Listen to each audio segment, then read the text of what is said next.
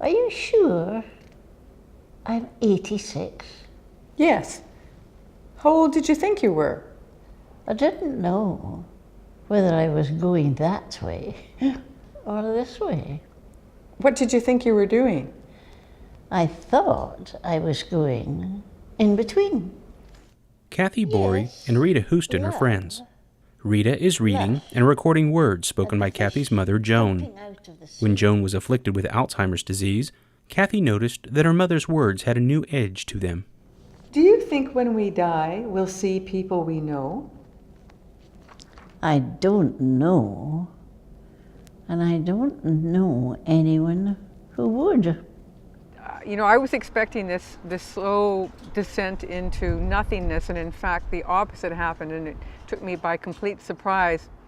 You know, I was just trying to think about the first time it happened, and I remember we were in this cafeteria in a mall, and it was a very depressing place. It was full of wheelchairs and walkers, and we used to go in all the time. And I was feeling quite down about everything, really. And I wanted to ask her advice about something, and I wasn't sure if she still had the capacity to answer my questions in the way that she'd done so well before. But I thought, well, I've got nothing to lose, I might as well ask. So I said to her, Mom, what do you do if you love somebody but he doesn't love you? And without skipping a beat, she says, go find someone else. And it was so funny, but it was also very good advice. So I just kept going, and I wrote it down on a napkin. I still have the white coffee stained napkin in my files.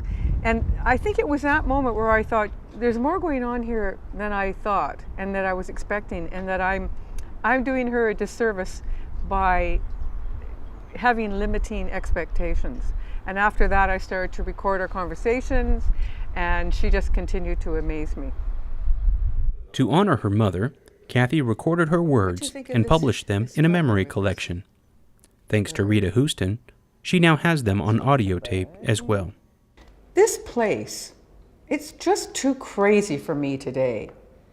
It wasn't crazy until you got here.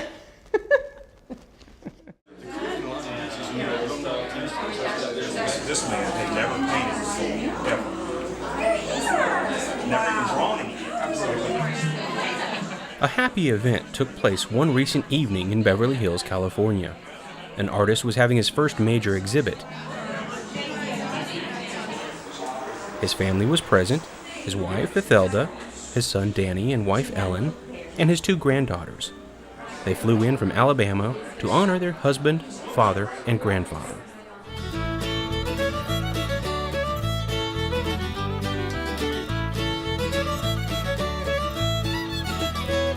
Lester Potts grew up working in a sawmill in rural Alabama, carving out a life for his family.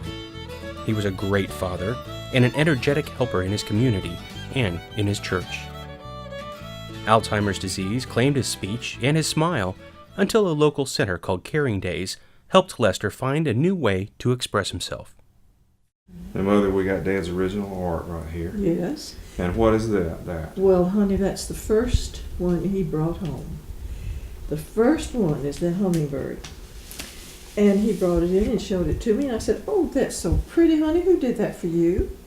And he said, I did it myself.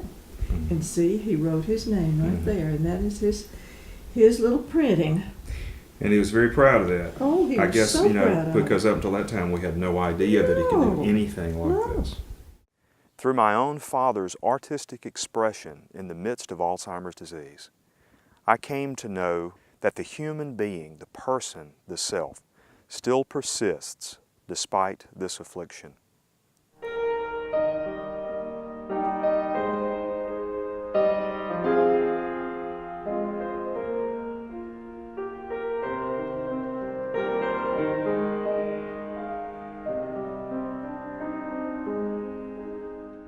Lester's spirit, who he essentially was as a person, emerged in his art.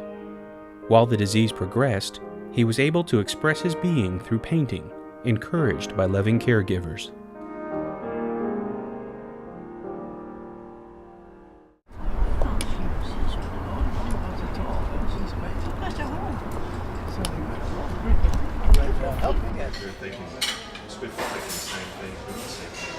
In Vancouver, with the sound recording completed, lunch is served. Friends gather around a table, sharing food and stories.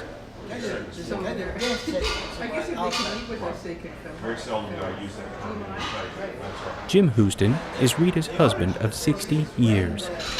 He is a founder of Regent College in Vancouver. He's a renowned theologian, and most importantly, he is Rita's main caregiver. When she was diagnosed with memory loss, Jim was uncertain about their path forward. I think the first thing that challenged me about it was, is this going to be the worst phase of our life or the best phase of our life? And I just felt prayerfully that it should be spiritually the most enriching phase of one's life.